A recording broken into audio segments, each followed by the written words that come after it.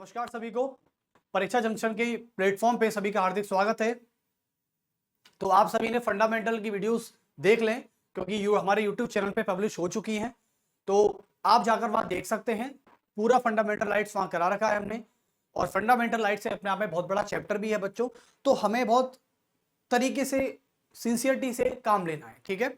लेकिन सबसे बड़ी खबर मैं आज आपको बताने वाला हूं इस प्लेटफॉर्म के माध्यम से, इसको जरूर देखना। और ये लेक्चर के पहले में ही है, ठीक है। जैसे कि हम पॉलिटी पढ़ाने से पहले कुछ बातें करते हैं, तो आज मैं बहुत इंपॉर्टेंट बात करने वाला हूं। और एक हमारे टीचर हैं, उनके बारे में बात करना चाहता हूं। नाम मैं नहीं लूंगा उनका, लेकिन उनके द्वारा जो कही हुई बात है मैं उनको यहां पर शेयर करना चाहता हूं। तो आप सुन लीजिए एक बार,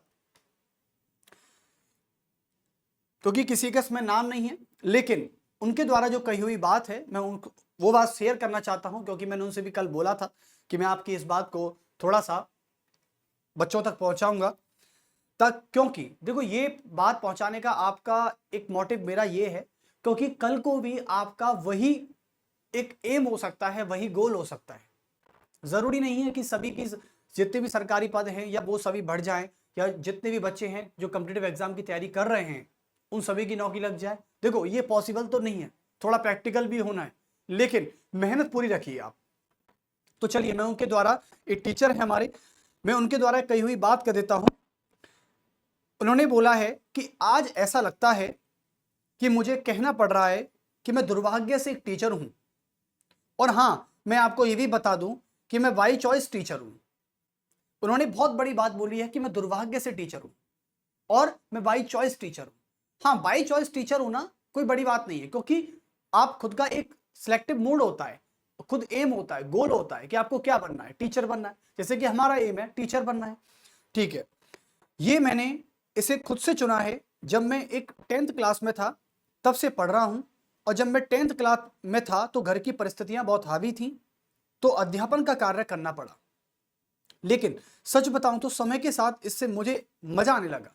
जैसे क्या कहते हैं कि कुछ लोग पढ़ते पढ़ते पढ़ाने लग जाते हैं, एक अपना जो स्टार्टिंग टाइम होता है, फिर बाद में कितनी बड़ी फैकल्टी बनते हैं डजंट मैटर, लेकिन जब उनका एक इनिशिएटिव टाइम होता है, फर्स्ट टाइम होता है, तो वो धीरे धीरे क्या करते हैं, बच्चों को पढ़ाना स्टार्ट कर देते हैं, और ऐसे ही धीरे धीरे टैलेंट डेवलप हो जाता है।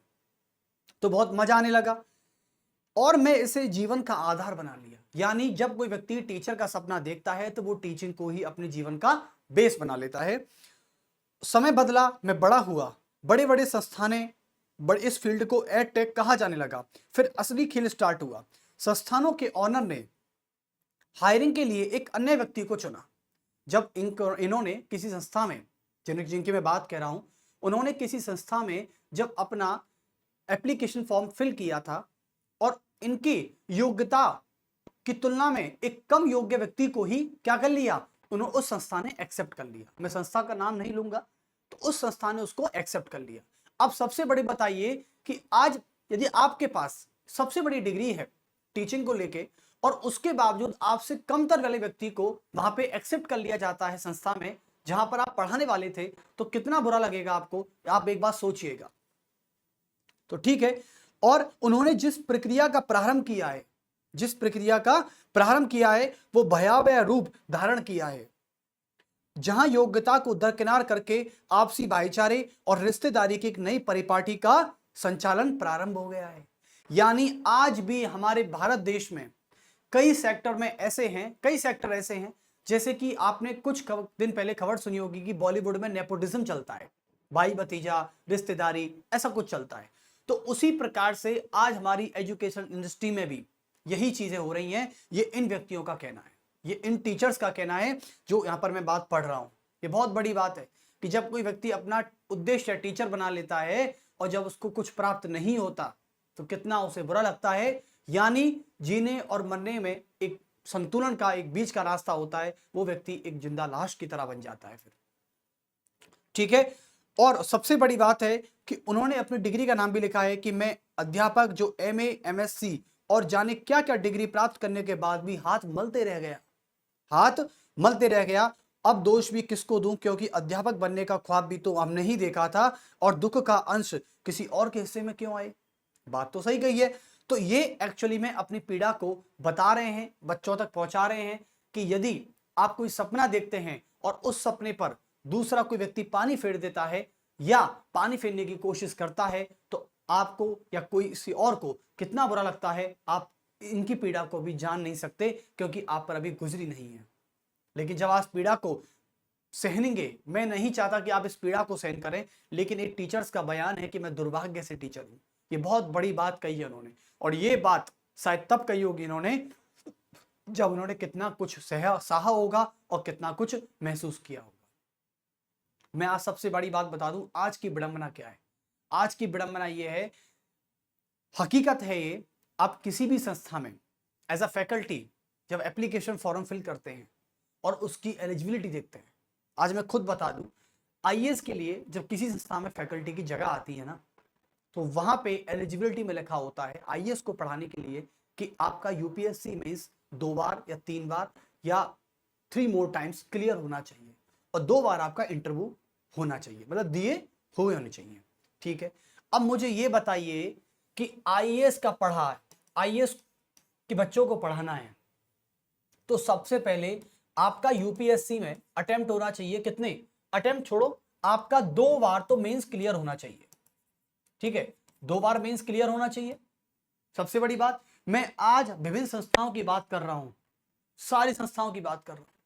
इतना गंदा माहौल बना रखा है, एक किसका जो रिक्रूटमेंट होती है, जो रिक्रूटमेंट का प्रोसेस होता है, इतना गंदा बना रखा है, इतना बाहियात बना रखा है, इतना भद्दा है इन संस्थाओं का। मैं सच बता दूं तो वो कहते हैं कि आईएएस के बच्चों को पढ़ाने के लिए यूपीएससी 2 बार मेंस क्लियर होना चाहिए, और सबसे बड़ी बात है कि 1 बार इंटरव्यू दिया होना चाहिए बच्चा। यानी 1 बार वो यदि यूपीएससी का इंटरव्यू दे के आ गया है और 2 बार उसने मेंस क्लियर कर लिया है, तो वो आईएएस के बच्चों को पढ़ा सकता है। मुझे ये बात समझ में नहीं आती कि आईएएस के बच्चों को पढ़ाने के लिए ये कौन सा क्राइटेरिया है। क्या इस क्राइटेरिया से आप ये जज कर सकते हैं कि उस बंदे के पास नॉलेज है? मैं उन संस्थाओं से पूछना चाहता हूं, बताइए, क्या जो रिक्रूटमेंट प्रोसेस होती है, आप ये एलिजिबिलिटी शो कर देते हैं वहां पर, मैं इसकी तुलना में जो बंदा यूपीएससी मेंस का 2 बार क्लियर कर बैठा है और 1 बार इंटरव्यू क्लियर नहीं मतलब दे के बैठा है यूपीएससी का, ठीक है, चलिए, अब मैं इसकी तुलना, अब यदि मान लो ये फैकल्टी, ये बंदा आईएएस के पढ़ाने के लिए फैकल्टी बन गया संस्था में, तो पढ़ाएगा तो कोई एक ही सब्जेक्ट। चलो मान लेते हैं कि इसके एक्स नाम का बंदा पॉलिटिकल साइंस पढ़ा रहा है, ठीक है, चलिए मान लीजिए, अब पॉलिटिकल साइंस पढ़ा रहा है क्योंकि उस पर ऑप्शनल थी, उसने 2 बार मेंस क्लियर किया और 1 बार इंटरव्यू देकर बैठा यूपीएससी का, तो उस संस्था ने इस एलिजिबिलिटी के बेस पे उसको हायर कर लिया। बहुत बढ़िया, अब हायर कर लिया, अब इसकी तुलना मैं एक बड़े आदमी से करता हूं। यदि मान लो एक प्रोफेसर है, कौन है, प्रोफेसर, और वो असिस्टेंट प्रोफेसर है किसी यूनिवर्सिटी का, और सबसे बड़ी बात है जो प्रोफेसर है, असिस्टेंट प्रोफेसर है, वो मान लो पॉलिटिकल साइंस का है, तो बच्चों आप ही ईमानदारी से बताइएगा कि कौन ज्यादा पॉलिटिकल साइंस बेहतर पढ़ा सकता है। मुझे एक बात आप यकीन से और अपने दिल पे हाथ रख के बताइएगा कि रिक्रूटमेंट प्रोसेस में मैं किसको डालूं, इसको डालें या इसको डालें। भाई आईएएस को पास करने वाला भी आईएएस की लिमिटेड नॉलेज रखता है, मैं सच बता दूं, यानी आईएएस से दुगनी नॉलेज और चौगुना नॉलेज एक प्रोफेसर के पास होती है जो यूनिवर्सिटी में पढ़ाता है। लेकिन इन संस्थाओं का आज क्राइटेरिया, रिक्रूटमेंट क्राइटेरिया पता नहीं क्या है, इतना भद्दा बना दिया है। जैसे क्या हुआ था एक्चुअली में, मैं जिस प्रोफेशन में हूं, मैं देखो, एक होता है किताबें पढ़ना, एक होता है किसी किताब को एग्जाम के लिए पढ़ना, ठीक है। आप मुझे बताइए, क्या जो बंदा किताबों को केवल नॉलेज के लिए पढ़ रहा है, किसी एग्जाम को पास उसे करना ही नहीं है, तो आप मुझे एक बात बताइए, क्या उस बंदे में नॉलेज नहीं है? क्या उस लड़के में या उस लड़की में नॉलेज नहीं है? मतलब जो बंदा किताबों को केवल एग्जाम के लिए पास करने के लिए पढ़ रहा है और यदि उससे एग्जाम पास नहीं हुआ तो वो फिर टीचिंग करने लग गए। ये कहानी है इन यूपीएससी, ये जो भी हैं, 2 बार मेंस क्लियर कर लिया, 1 बार इंटरव्यू क्लियर कर लिया। हालांकि उन एस्पिरेंटों की गलती नहीं है, इन संस्थाओं के क्राइटेरिया की गलती है। सबसे बड़ी बात यह, यानी आज यूपीएससी के पेपर को एक डिग्री बना लिया है इन्होंने, इन संस्थाओं ने। तो इसलिए जो उन्होंने बात कही वो बिल्कुल सही कही है टीचर ने कि इतनी बड़ी बात कहना, बहुत गंभीरता से लेना इस बच्चों। तो मैं सबसे बड़ी बात मानता हूं कि बड़ी बड़ी संस्थाओं का क्राइटेरिया ये ना होकर ये होना चाहिए, ये होना चाहिए। क्योंकि मैं मानता हूं कि यूपीएससी का एस्पिरेंट, मैं मानता हूं उसने मेहनत की है, उसने किताबों को झकोरा है, लेकिन एक प्रोफेसर वाला बंदा किसी पर्टिकुलर सब्जेक्ट को यूपीएससी के एस्पिरेंट से, यूपीएससी के बच्चों को ज्यादा बेहतर से पढ़ा सकता है। आप एक बार महसूस करिएगा। लेकिन आजकल की संस्थाओं में आईएएस की तैयारी करने वाला बच्चा आईएएस पास करने वाले से ही पढ़ता है, और आज प्रोफेसर की किताबें धूल चाट रही हैं। ये भारत का इतिहास है, सब भारत की कहानियां हैं। ये हकीकत है कि आज प्रोफेसर की किताबें केवल सरकारी विश्वविद्यालयों और प्राइवेट विश्वविद्यालयों की लाइब्रेरी में धूल चाट रही हैं और कुछ नहीं कर रही हैं। मुझे यह समझ में नहीं आ रहा कि 2 बार यूपीएससी का मेंस क्लियर करने वाले और 1 बार इंटरव्यू का क्लियर करने वाले कब से टीचिंग फील्ड में आने लगे।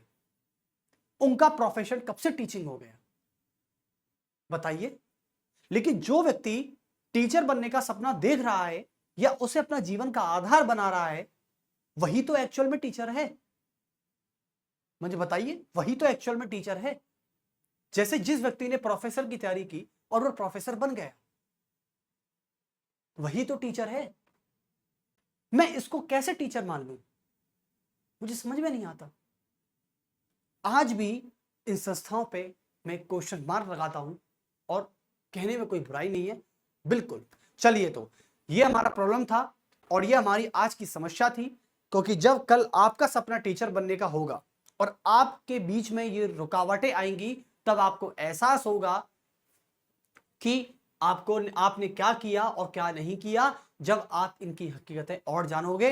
और मैं किसी पर्टिकुलर संस्था का नाम नहीं लूंगा, लेकिन मैं सभी संस्थाओं की बात कर रहा हूं, इसमें सारी बड़ी बड़ी संस्थाएं आती हैं।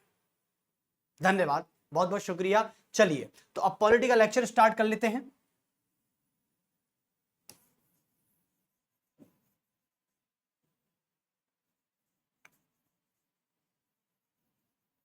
यानी आज आईएएस की तैयारी करने वाला बच्चा किसी प्रोफेसर की किताब को नहीं पढ़ेगा, वो पढ़ेगा केवल आईएएस पास करने वाले। और आईएएस जो पास कर जाते हैं वो कब से किताबें छापने लग गए, मुझे समझ में ये नहीं आ रहा। वो लेखक कब से बन गए भाई? तुम सिविल सर्वेंट हो, तुम्हारी रुचि हो सकती है, लेकिन सिलेबस से हटके किताबें छापो ना। सिलेबस की किताबों में क्यों इंटरप्ट कर रहे हैं? मुझे समझ में नहीं आ रहा कि वो एक टीचर हैं या वो एक सिविल सर्वेंट है, या सिविल सर्वेंट नहीं बने तो टीचर बन गए। मुझे समझ में ये नहीं आता कि टीचर बनने का सपना कभी तुम्हारा था भी या नहीं भी, आई डोंट केयर। और जिनका सपना नहीं था वो आज बड़ी बड़ी संस्थाओं में फैकल्टी बिल्कुल हैं, बिल्कुल फैकल्टी है।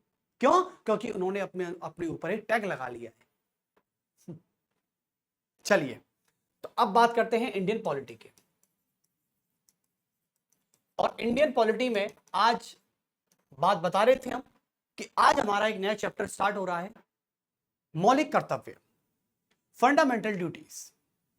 और सबसे बड़ी बात यह है कि फंडामेंटल ड्यूटीज को हम अच्छे से पढ़ना चाहते हैं, और अच्छे से नहीं, केवल कॉन्सेप्ट के साथ पढ़ेंगे। तो मौलिक कर्तव्य, देखो, कर्तव्य से मुझे एक चीज याद आती है,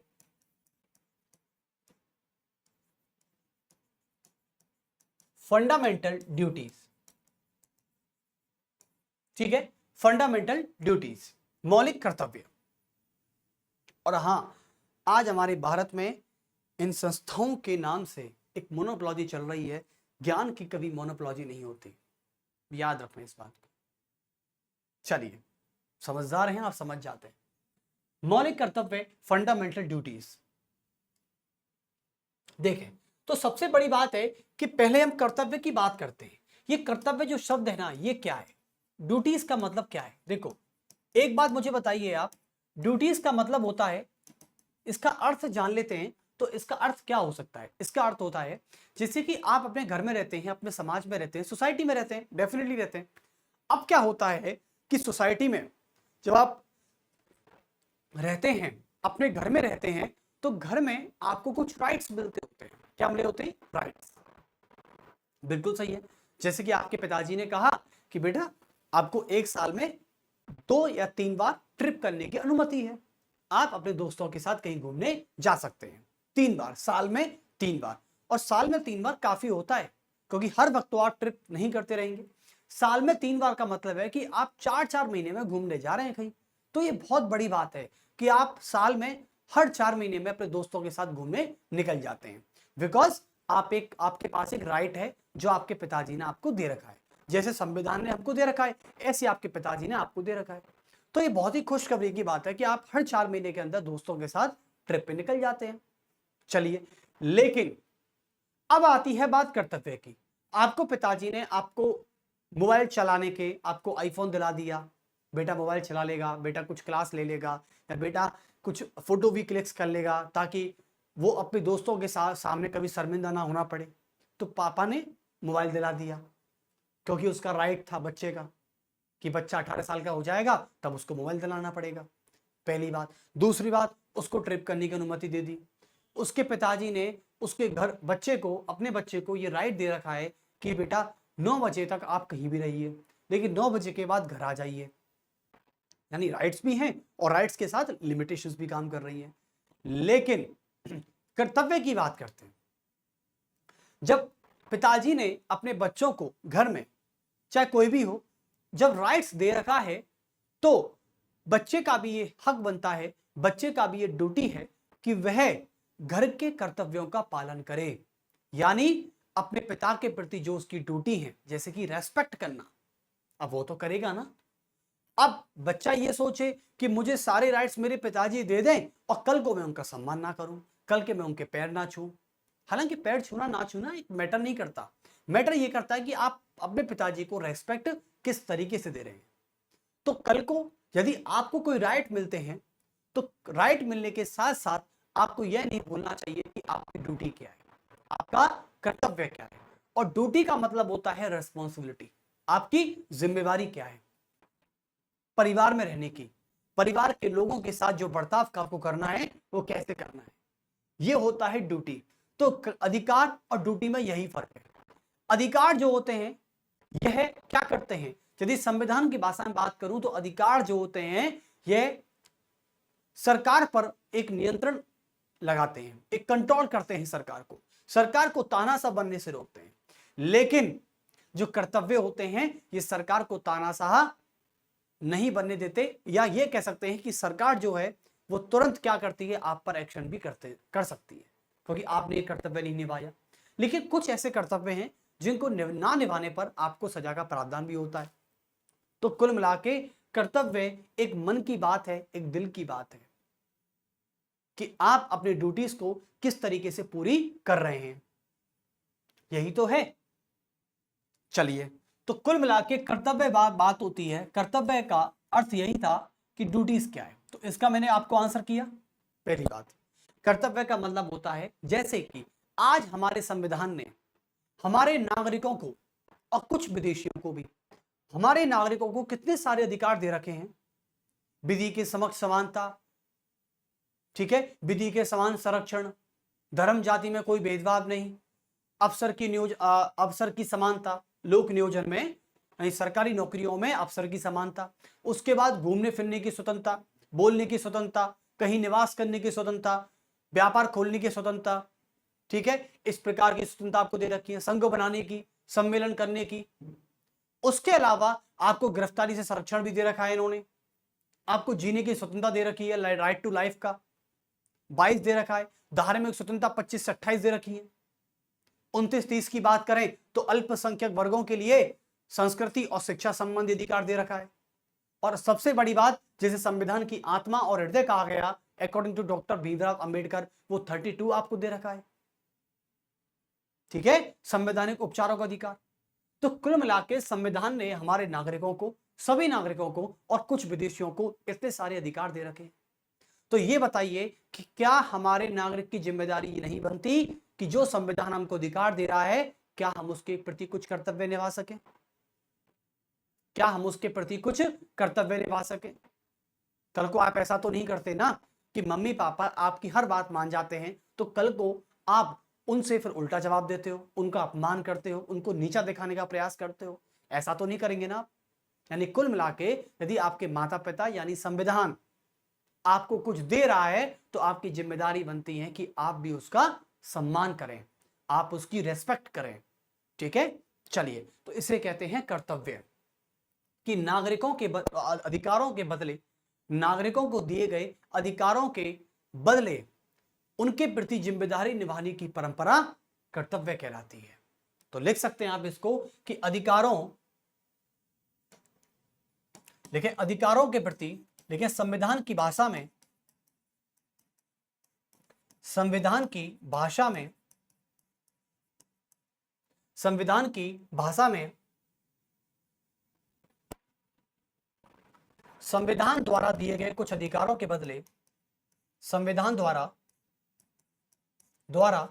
दिए गए, संविधान द्वारा दिए गए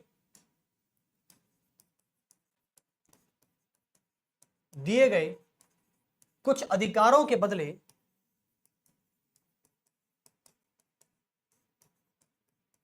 कुछ अधिकारों के बदले संविधान के प्रति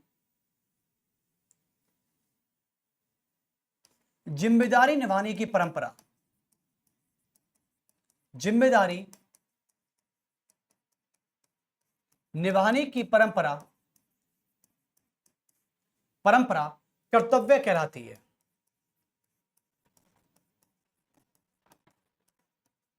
कर्तव्य कहलाती है।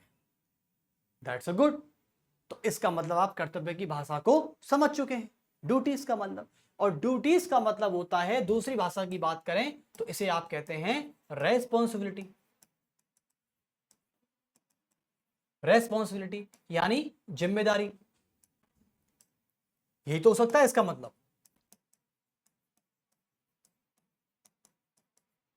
जिम्मेदारी, रेस्पॉन्सिबिलिटी है, जिम्मेदारी है। तो चलिए, तो ये थी आपकी कर्तव्य की बात। लेकिन अब आते हैं, तो इसलिए कर्तव्यों में एक बात बोली गई, ड्यूटीज में एक बात बोली गई कि हमारे संविधान में कर्तव्यों को और अधिकारों को, दोनों को एक साथ जोड़कर रखा गया है, इनको कभी भी बांटकर नहीं रखा गया है। तो लिख सकते हैं आप कि मौलिक कर्तव्य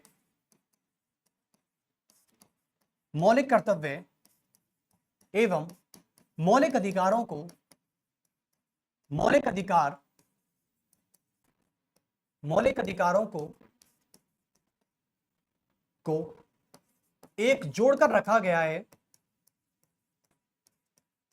एक जोड़कर रखा गया है, और यह एक दूसरे से विभाज्य हैं, और यह एक दूसरे से अविभाज्य हैं।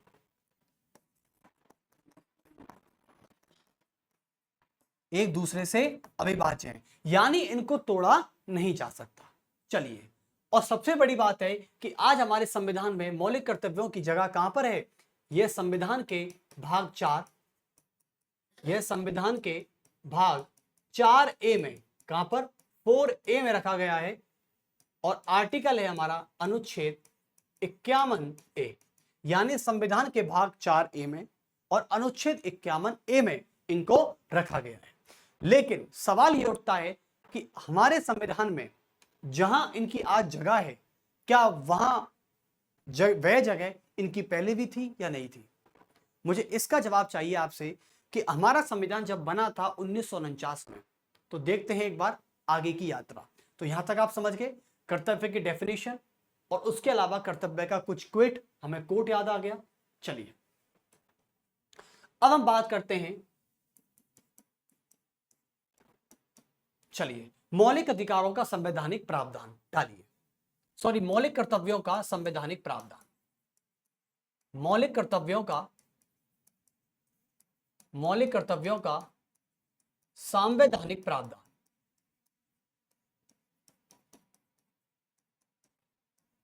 ठीक है, चलिए, तो मौलिक कर्तव्यों का संवैधानिक प्रावधान क्या हो सकता है, एक बार ये देख लेते हैं। देखिए, अब मौलिक कर्तव्यों को हमारे संविधान में जगह कैसे मिली और कैसे नहीं मिली, देख लेते हैं। जब हमारे संविधान सभा की पहली बैठक कब हुई थी? 9 दिसंबर 1940 को, सही है। तो हमारे संविधान की जब पहली बैठक हुई थी कब? 9 दिसंबर 1946 को हुई थी, ओके। और संविधान बनकर कब तैयार हुआ था? 26 नवंबर 1949 को। तो हमारा संविधान जब 26 नवंबर 1949 को बनकर तैयार हुआ था, तब संविधान के निर्माताएं यानी कॉन्स्टिट्यूशन मेकर जो थे, हमारे जितने भी कमिटीज थी, उस कमिटीज में जितने भी मेकर हुआ करते थे, जैसे मैं सबके नाम बताए भी थे आपको, डॉक्टर भीमराव अंबेडकर हैं, के.एम. मुंशी हैं, अल्लादी कृष्णस्वामी अय्यर हैं, ठीक है, एन माधव राव हैं, डी.पी. खेतान हैं, ठीक है, बी.एल. मित्तर हैं, डॉक्टर भीमराव अंबेडकर हुए, राजेंद्र प्रसाद हुए, सरदार वल्लभ भाई पटेल हुए, पंडित जवाहरलाल नेहरू हुए, मौलाना अबुल कलाम आजाद हुए, ये सारे व्यक्ति हुए, ठीक है। और इन सारे व्यक्तियों ने मौलिक कर्तव्यों को संविधान में नहीं जोड़ा, यानी 1949 के मूल संविधान में इनकी कोई जगह नहीं थी। तो आप लिख सकते हैं कि 1949 के संविधान में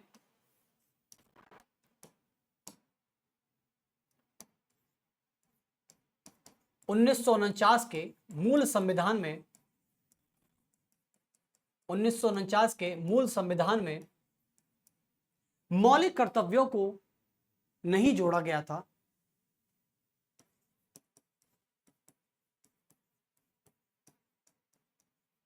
मौलिक कर्तव्यों को नहीं जोड़ा गया था,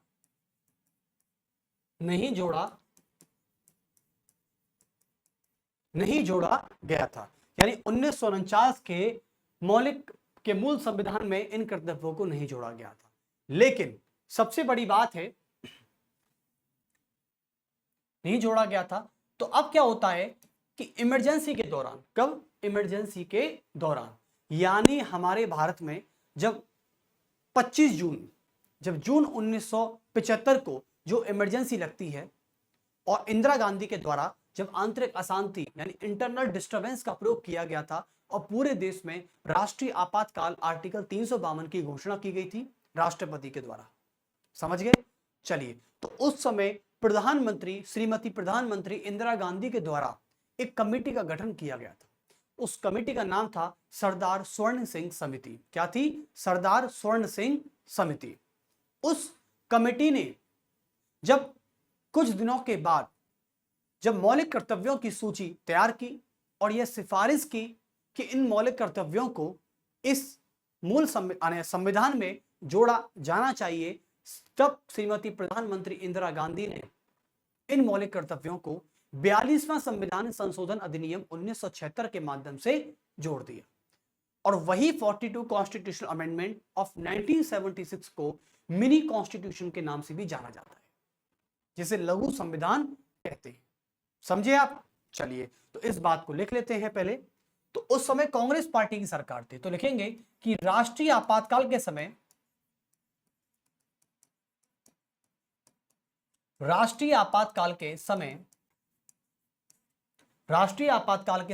यानी 75 से 76 की बात कर रहा हूं के समय इंदिरा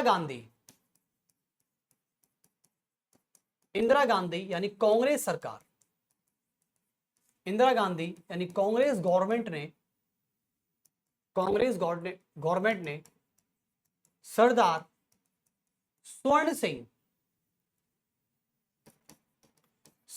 स्वर्ण सिंह समिति की सिफारिश के आधार पर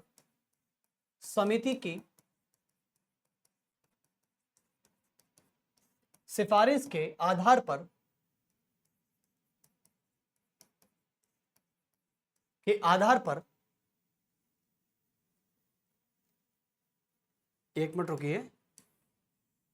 स्वर्ण सिंह की अध्यक्षता में, ऐसे करिए, सरदार स्वर्ण सिंह की अध्यक्षता में एक समिति का गठन किया।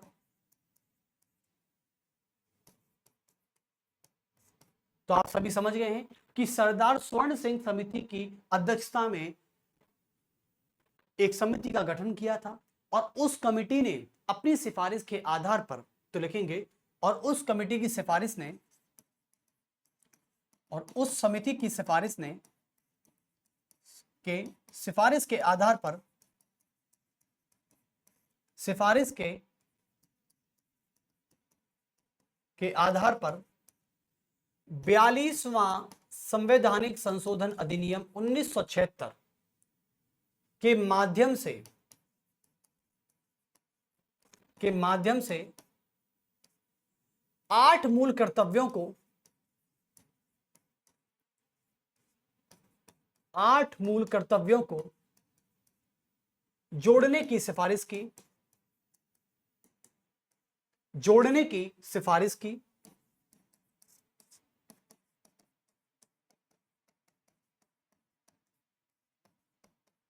जोड़ने की सिफारिश की। लेकिन सबसे बड़ी बात है कि श्रीमती इंदिरा गांधी ने स्वर्ण सिंह समिति की सिफारिश के जो 8 मूल कर्तव्यों को जोड़ने की सिफारिश थी, उसमें 8 ना जोड़ के कांग्रेस सरकार ने इसमें 10 मूल कर्तव्यों को जोड़ा था। तो लिख देंगे सिफारिश की, लेकिन कांग्रेस गवर्नमेंट ने, लेकिन कांग्रेस सरकार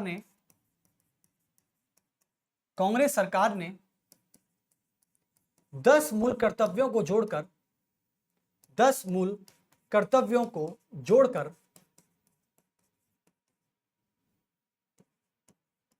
जोड़कर संविधान के नए भाग 4A में, के भाग 4A में 10 मूल कर्तव्यों को अनुच्छेद 51A जोड़ा। यानी आपकी तरफ से एसएससी के लिए क्वेश्चन क्या आ सकता है? एसएससी के लिए क्वेश्चन ये आ सकता है कि हमारे संविधान में सबसे पहले, यानी संविधान में किस समिति की सिफारिश के आधार पर, यानी स्वर्ण सिंह समिति की सिफारिश के आधार पर कितने मूल कर्तव्यों को जोड़ने की सिफारिश की गई थी? तो आपका आंसर होना चाहिए 8। कितने? 8। लेकिन यदि बात करते हैं कि कितने जोड़े गए, तो 10 मूल कर्तव्य जोड़े गए थे। लेकिन आज की कंडीशन बता दूं मैं, तो आज की कंडीशन ये है बच्चों कि आज हमारे संविधान में 10 मूल कर्तव्य नहीं है। कितने मूल कर्तव्य हैं वर्तमान में? अभी संविधान में 11 मूल कर्तव्य, क्योंकि 11 मूल कर्तव्य जो 11वां मूल कर्तव्य है वो है 86वां संवैधानिक संशोधन अधिनियम 2002। जब अटल बिहारी वाजपेयी सरकार यानी बीजेपी की सरकार ने इसमें एक मूल कर्तव्य को जोड़ा और जिसमें लिखा हुआ है कि 6 से लेकर 14 वर्ष तक के बच्चों को निःशुल्क शिक्षा प्राप्त की जाएगी या दी जाएगी। चलिए, तो इसमें लिख सकते हैं लेकिन 86वां संवैधानिक संशोधन अधिनियम 2002 में बीजेपी गवर्नमेंट ने एक और मूल कर्तव्यों को जोड़ा, एक और मूल कर्तव्यों को जोड़ा,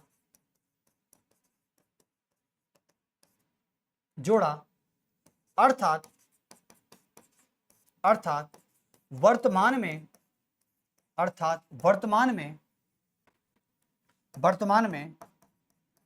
भाग 4A में 11 मूल कर्तव्य हैं, 11 मूल कर्तव्य हैं, ना कि 10। तो सबसे पहले क्वेश्चन ये आएगा कि उस समिति की सिफारिश के आधार पर 42 के अधिनियम के माध्यम से 8 मूल कर्तव्यों को जोड़ने की सिफारिश की गई थी, लेकिन कांग्रेस गवर्नमेंट ने 10 मूल कर्तव्यों को जोड़ा। समझे? 10 मूल कर्तव्य। तो सबसे पहली बात, कितने मूल कर्तव्य जोड़े गए थे हमारे संविधान में? 10। सिफारिश कितने की गई थी? 8 की। और है कितने वर्तमान में अब? 11। कितने? 11। चलिए, और राष्ट्रीय आपातकाल के समय ऐसा हुआ था जब स्वर्ण सिंह समिति का गठन किया गया था। हम इंदिरा गांधी के विदेश मंत्री रहे स्वर्ण सिंह, ये इंदिरा गांधी के विदेश मंत्री थे, इनका नाम था स्वर्ण सिंह।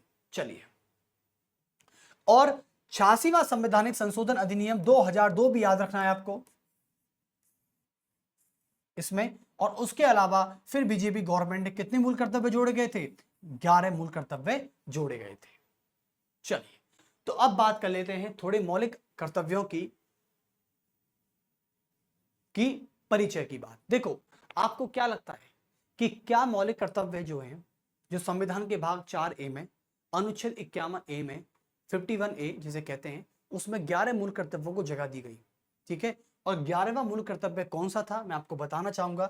ये था 6 से लेके 14 वर्ष तक के बच्चे, 14 वर्ष तक के सभी बच्चों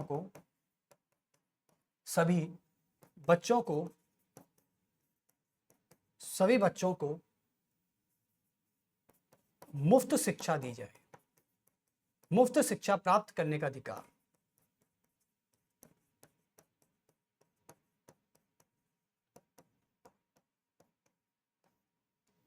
प्राप्त करने का अधिकार ये था। चलिए, तो ये बात याद रखना, ये जो आपको मैं बता रखा है। चलिए, तो अब बात करते हैं नेक्स्ट। तो इसको भी याद रखना है आप सभी को कि सर इसमें है क्या 11वें मूल कर्तव्य में। चलिए, लेकिन अब जो एक इंपॉर्टेंट आता है वो है मौलिक कर्तव्यों के बारे में।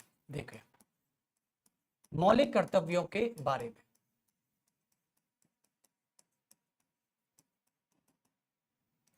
देखिए कैसे।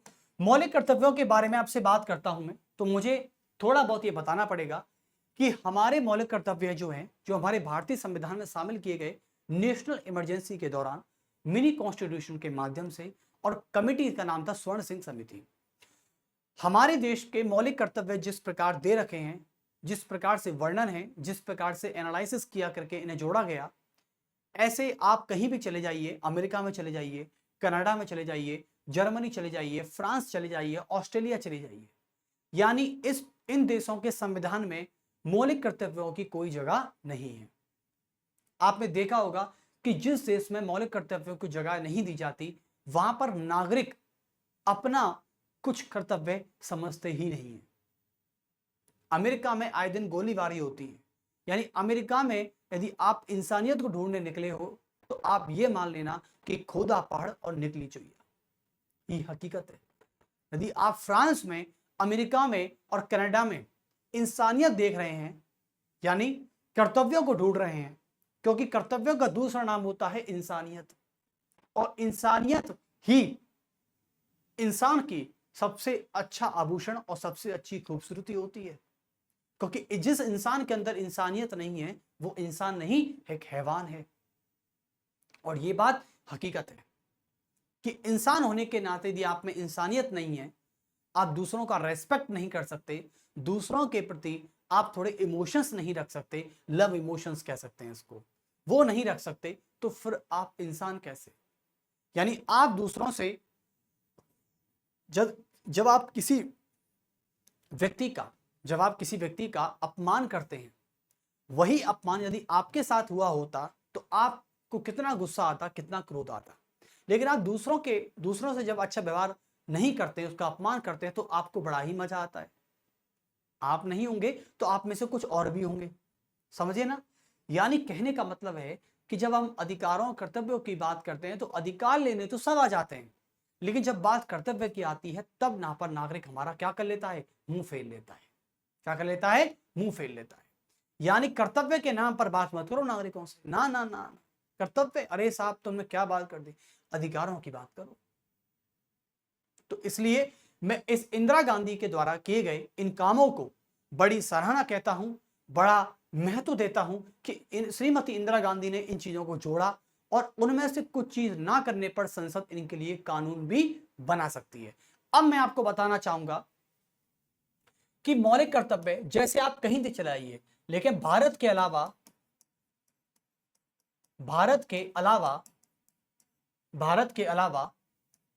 अमेरिका, यानी अमेरिका के संविधान में, America Canada, Germany, France, Australia जैसे देशों के संविधान में, जैसे देशों के संविधान में, जैसे देशों के संविधान में मूल कर्तव्य को कोई जगह नहीं मिली, मूल कर्तव्यों को कोई जगह नहीं मिली, कोई जगह नहीं मिली। तो कुल मिला के मैं कह सकता हूं कि इन ऐसे देश जहां पर अमेरिका है, कनाडा है, जर्मनी है, फ्रांस है, ऑस्ट्रेलिया है, इन देशों में मूल कर्तव्यों को कोई जगह नहीं है। आप चाहें तो आज कहीं भी गूगल पे डालिएगा कि fundamental duties of the American constitution, वो आपसे गूगल क्या आंसर करेगा, आप उसे पढ़िएगा एक बार, ठीक है। लेकिन इंडिया मत डालने का, क्योंकि इंडिया में तो ड्यूटीज यहां पर दी हुई हैं पहले से, ठीक है, 1975 और 76 में। चलिए, लेकिन मैं आपसे एक बात करना चाहूंगा। एक फैक्ट और है मेरे सामने, और वो फैक्ट कुछ इस प्रकार हो सकता है कि भारत के अलावा जापान का संविधान एकमात्र ऐसा संविधान है जहां पर मौलिक कर्तव्यों को जगह दी गई है। तो लिख सकते हैं कि भारत के अलावा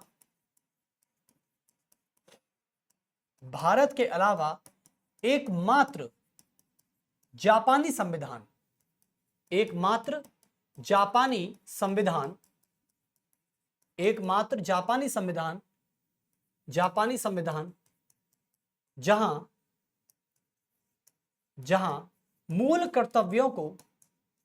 जहां मूल कर्तव्यों को जगह दी गई या विश्लेषित किया गया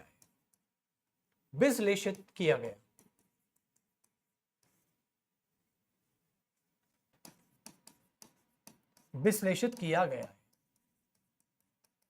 चलिए, तो कुल मिला के यहां आ गई बात, ठीक है।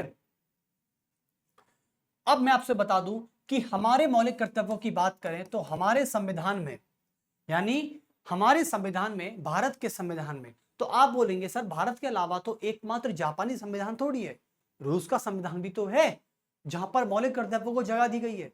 आप समझे नहीं, रूस तो इसका जनरेटर है। क्या है? रूस तो इसका इन्वेंटर है। जब रूस की क्रांति हुई थी 1917 में, तो वहां पर जारशाही के शासन को हटाने के लिए जिस प्रकार नागरिकों ने समाजवादी की बात की थी, वहां पर कर्तव्यों की बात की थी, तो रूस की क्रांति से उपजे जब रूस की क्रांति हो रही थी पूरे देश में जारशाही के शासन के खिलाफ, जिसे निरंकुशकारी शासन कहते हैं, अनकंट्रोल्ड रूलर कहा गया इसको, तो जारशाही के शासन के खिलाफ जो क्रांति हो रही थी, वहां से निकले हुए जो एलिमेंट्स थे जिनका नाम था मौलिक कर्तव्य।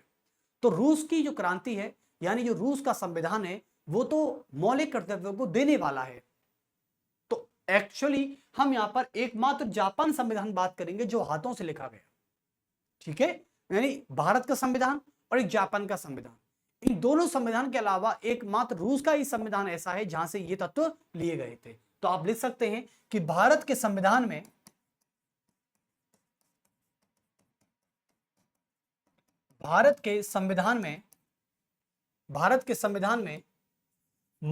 मौलिक कर्तव्यों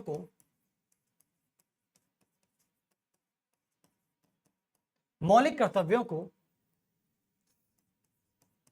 रूसी संविधान से लिया गया,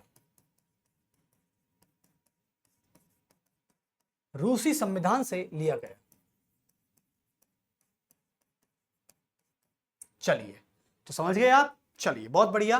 तो रूस के संविधान से इसको लिया गया है। और रूस में कहां से लिया गया? कि रूस की क्रांति हुई थी उस समय इनको लिया गया था, जब जारशाही का शासन के खिलाफ नागरिक सड़कों पर उतरकर अत्याचार कर रहे थे, मतलब अत्याचार इन द सेंस न्याय की लड़ाई लड़ रहे थे, तब वहां से इनको लिया गया। और दूसरी बात मैं आपको बता दूं, मौलिक कर्तव्य जो होते हैं, लिखें अधिकार जो होते हैं, मौलिक अधिकार नागरिकों के साथ साथ कुछ विदेशियों को भी मिले होते हैं। नागरिकों के साथ साथ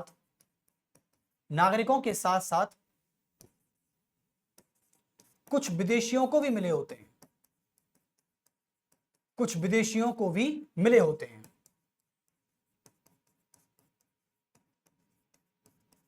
वो भी मिले होते हैं, लेकिन कर्तव्य केवल नागरिकों को मिले होते हैं, विदेशियों को नहीं।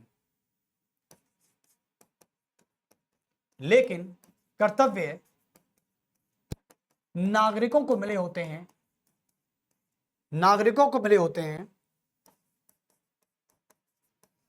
नागरिकों को मिले होते हैं, ना कि विदेशियों को।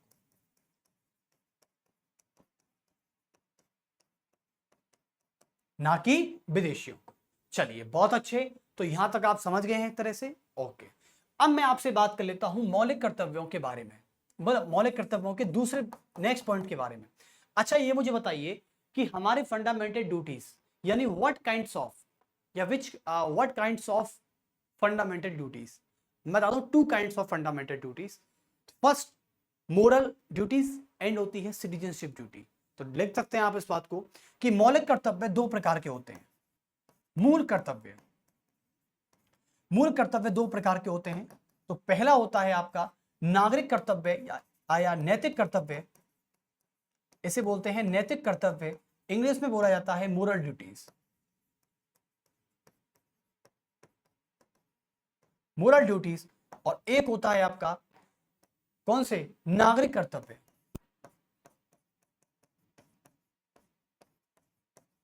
एक होते हैं नागरिक कर्तव्य, यानी इनको बोलते हैं क्या, सिटीजनशिप ड्यूटीज।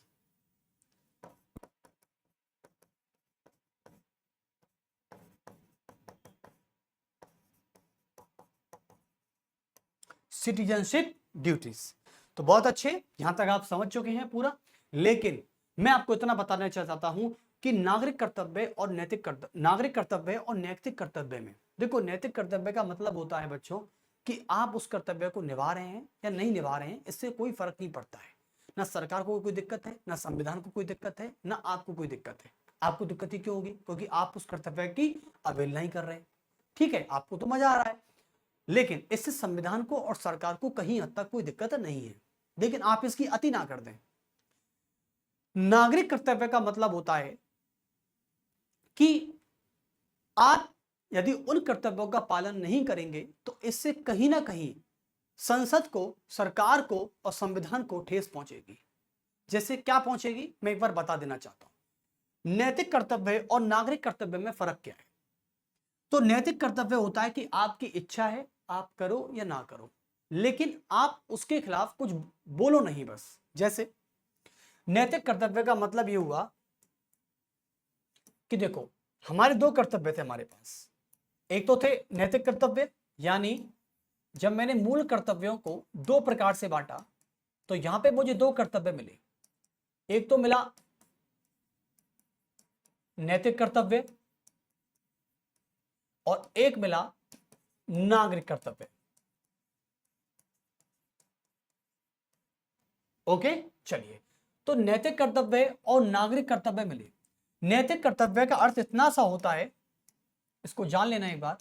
इसका अर्थ होता है कि जैसे संविधान की रक्षा करें, संविधान का पालन करें या संविधान का आदर करें और उसके प्रति समर्पित रहें। ये तो था नैतिक कर्तव्य। तो आप देख सकते हैं कि संविधान के प्रति संविधान का आदर एवं सम्मान करें, संविधान का आदर एवं सम्मान करें, ये तो है कि संविधान का आदर एवं सम्मान करें, ठीक है, और उसके प्रति समर्पित रहें,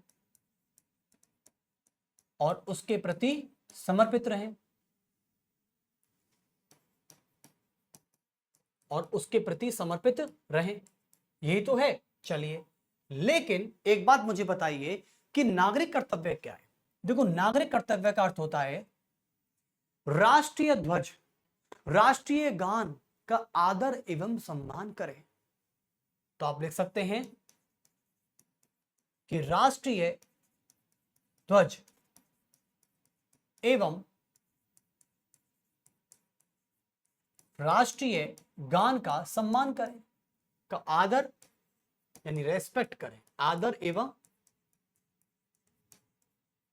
सम्मान करें, ये बात थी। अब मुझे बताइए एक बात कि इनमें से यदि आप संविधान का आदर कर दें या ना करें, लेकिन इस संविधान के खिलाफ आपको कुछ नहीं बोलना है। देखो आज भी आप मीडिया पे जब आते होंगे, जब आप टीवी चैनल खोलते होंगे, तो कुछ लोग संविधान को नहीं मानते। मैं पर्टिकुलर किसी पार्टी का या किसी पार्टी के किसी नेता का नाम नहीं लेना चाहता। अच्छी बात है कि हम पॉलिटिक्स में नहीं जा रहे, हम पॉलिटी पढ़ा रहे हैं और हम पूरा प्रैक्टिकल बता रहे हैं आपको कि आज भी हमारे देश में कई सारे कम्युनिटी ऐसी हैं, कई सारे लीडर ऐसे हैं कि वो संविधान को मानते ही नहीं है, बिल्कुल नहीं मानते है, क्योंकि उन्होंने मीडिया में आके ये कमिट किया है कि हम संविधान को नहीं मानते। हकीकत में चाहे वो इनडायरेक्टली घुमा के किया हो, जनता के सामने नहीं बोला हो, क्योंकि कल की जनता उनको वोट नहीं देगी तो हार उनकी हो जाएगी, इसलिए उन्होंने इनडायरेक्टली तरीके से बोला है कि हम संविधान को मानते ही नहीं है। जैसे कि आप मुस्लिम लोगों से पूछिएगा कि पहले संविधान तो पहले कुरान, तो हमेशा वो पहले कुरान का नाम लेंगे, संविधान का नाम बाद में लेते हैं। ठीक है, ये उनका कोई धार्मिक मामला भी हो सकता है, मैं इस पर ज्यादा टिप्पणी नहीं करना चाहता। तो मुस्लिम कम्युनिटी पहले कुरान को मानती है, फिर संविधान को मानती है।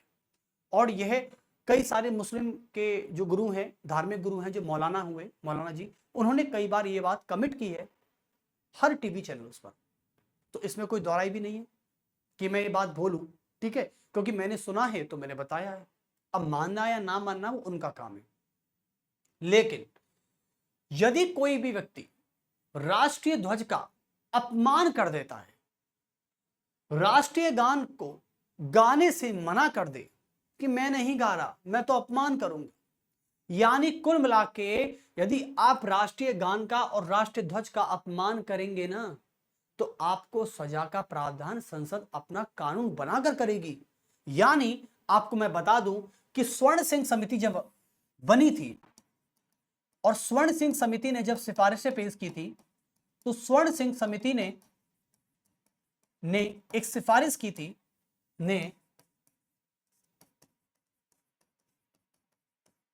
स्वर्ण सिंह समिति ने एक सिफारिश की थी कि, और क्या सिफारिश की थी कि यदि नागरिक अपने नागरिक कर्तव्यों को पालन करने से मना कर दे, यदि स्वर्ण सिंह समिति ने सिफारिश की थी कि यदि कोई नागरिक अपने नागरिक कर्तव्यों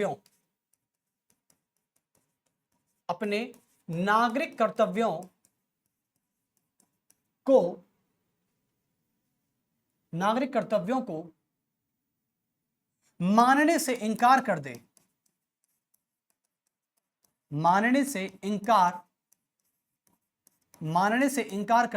तो स्वर्ण सिंह समिति ने सिफारिश की थी कि यदि कोई नागरिक अपने नागरिक कर्तव्यों को मानने से इनकार कर दे तो संसद कानून या विधि बनाकर सजा का प्रावधान या दंड का प्रावधान कर सकती है। विधि बनाकर सजा या दंड का प्रावधान भी कर सकती है। सजा या दंड का प्रावधान कर सकती है।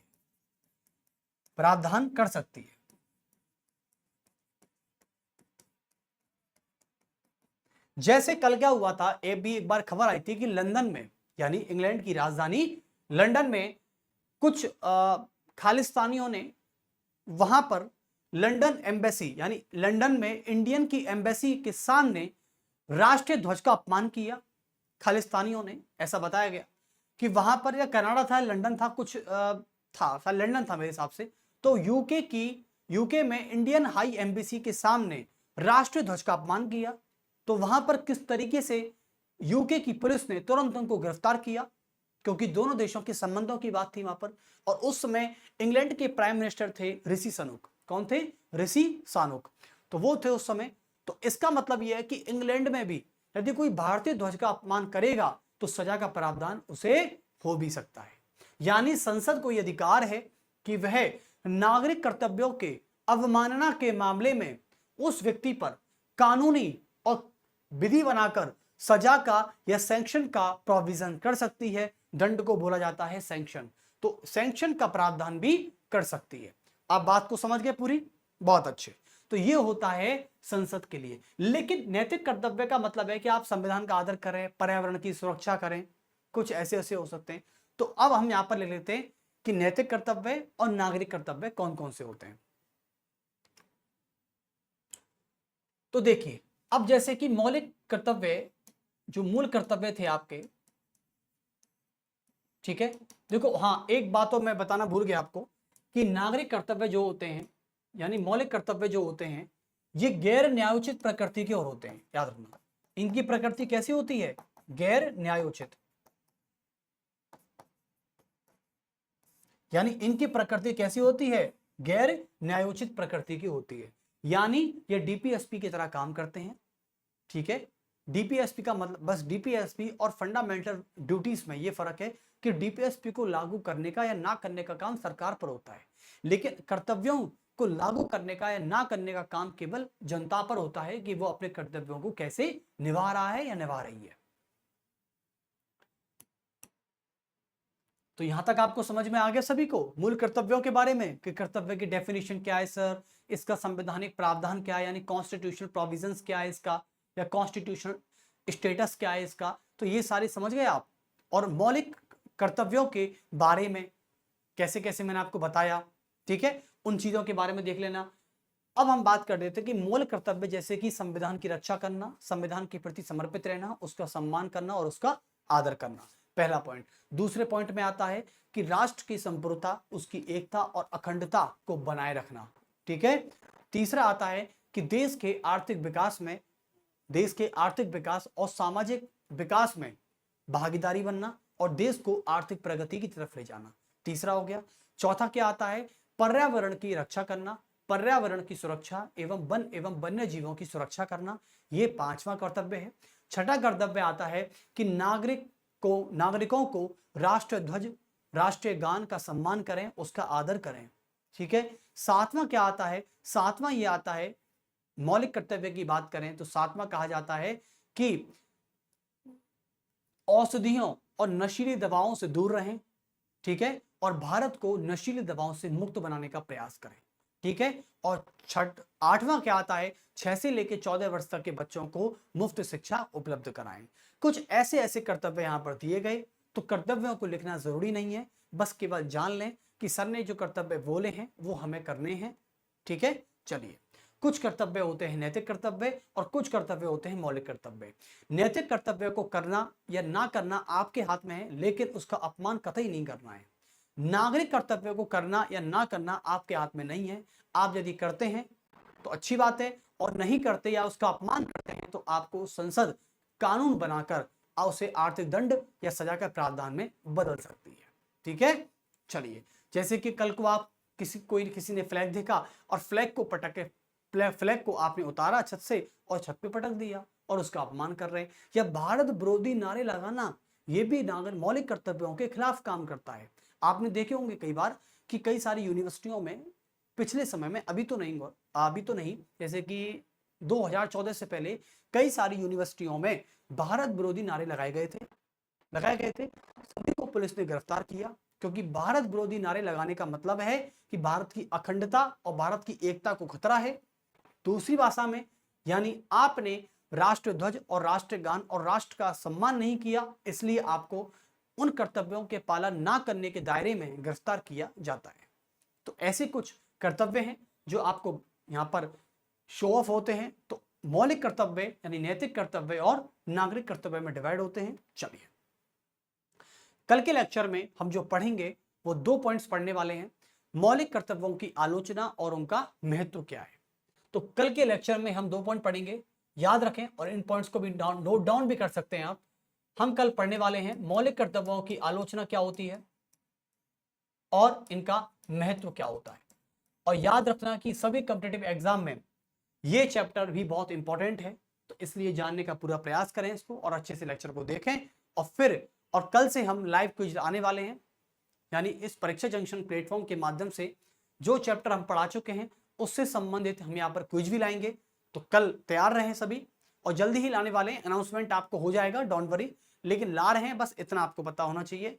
कब ला रहे हैं, टाइम क्या होगा, वो सब शेड्यूल आपको यूट्यूब पर मिल जाएगा। तो चलिए फिर मिलते हैं आपसे कल के लेक्चर या पॉलिटी के नेक्स्ट लेक्चर में, जहां पर हम आपकी आलोचना, यानी सॉरी आपकी नहीं, मौलिक कर्तव्यों की आलोचना और महत्व की बात करेंगे और ये चैप्टर फिनिश करेंगे। और हाँ, इसमें दो कमेटी की बात होती है, एक तो है स्वर्ण सिंह समिति और एक है वर्मा कमेटी। तो वर्मा कमेटी के बारे में भी हम कल ही पढ़ेंगे, याद रखें।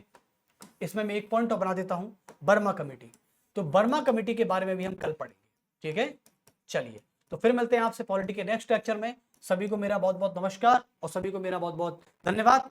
स्वस्थ रहें, खुश रहें, मस्त रहें।